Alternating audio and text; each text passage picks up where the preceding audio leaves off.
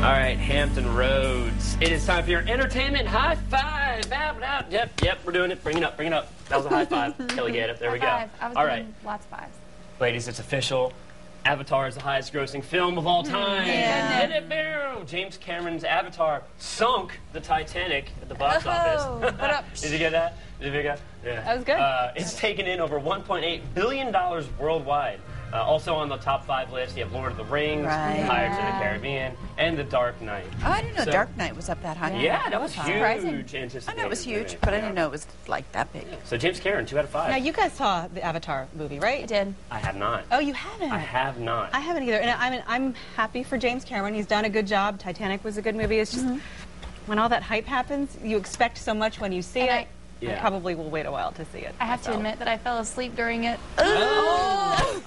You did Kelly get fall asleep during a 3D IMAX We were like movie. on the second row looking up. It was just too overwhelming, and it was like zonked me out. You just like shut I have down. to go re-see it, but I mean, it seemed like it was going to be a good movie at the beginning of the movie. Oh, that's hilarious. That's what we do. We got Cookie. What's up? Okay, I think we just figured out why it made so much money. Because people are falling asleep. The first time they pay for it, then they pay for it and it goes down again. That's a good point. That's a good point. Yeah, I'll go see it again. Sometimes you're just exhausted. I fell asleep at Lion King. Oh my gosh. I mean, which was, you know, fantastic. But That's a good one. It happened. You're tired. It does Have a happen. busy life. All right, well, guys, Simon Cowell thinks that America's hottest vampire can sing, and Kelly Gaynor agrees. He sure can. The Idol judge is trying to get Twilight's Rob Pattinson to sign a record deal. It's not so simple, though. Apparently, there's a bidding war going on for the actor who sings and plays guitar and piano. Wow. Yeah. Triple threat.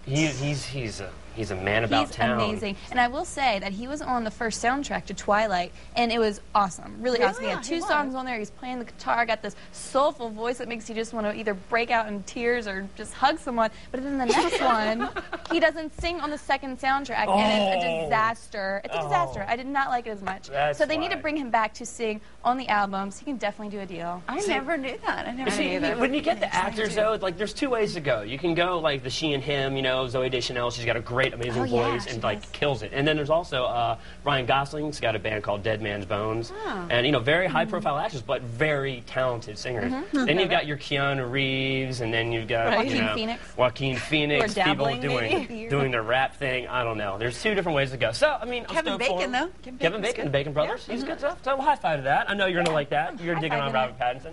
Well, moving on, we've Simon Cowell also has some faith in maybe trying to train a new future American Idol judge. Joe Jonas is going to be the guest. Sorry for that. The guest judge this evening on American Idol, and apparently he had a hard time being candid with the contestants. But Simon reportedly helped him understand that being honest was the right thing to do, even if it hurts their feelings.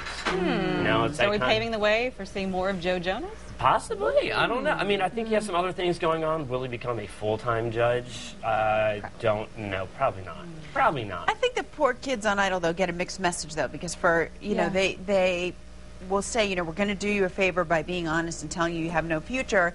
But I would also bet that people are also telling them you're going to hear no 1,000 times when you break into this industry as well.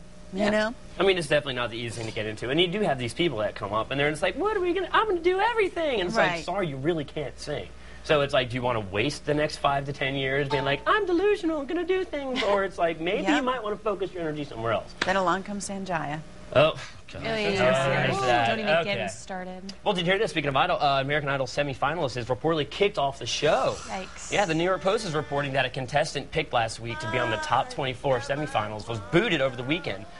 Michael Lynch, who was known as Big Mike on the show, was dropped after his father told a local newspaper his son made it to the semifinals.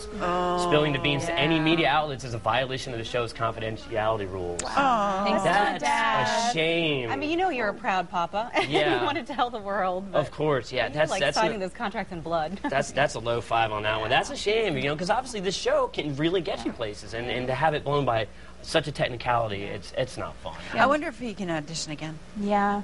Oh, possibly. I mean, if he did so well, I mean, you do see people coming back, you know, year after year. And there's one female who she, this is like her 3rd year. She made it to the Hollywood Week, the first, and then had something happen, I think, like legally. Second one, she had like a family member died. But the third one, there's like in the audition process, there's like, okay, you got it. It's like we know you can sing go. Yeah, pretty much. It's like, all right, you got it. Norm. So low five for that one. Sorry, Big Mike. But I was actually in New York this weekend. Dancers lined up to audition for the next season of the Fox hit show So You Think You Can Dance. The season hopefuls waited outside in the cold, wet rain to get down in front of the judges. It was a blast. I got a chance to talk to Kat Deely, one of the producers, Jeff Thacker, and hear what they had to say. And we're going to check on all of that tomorrow with a nice little New York City wrap-up. Overall, good weekend up there? It was a blast. Are you kidding me? Yeah, I love it. It was a good time. So that's your entertainment high five. Thank you for joining me, ladies. Some high fives, definitely. That was fun.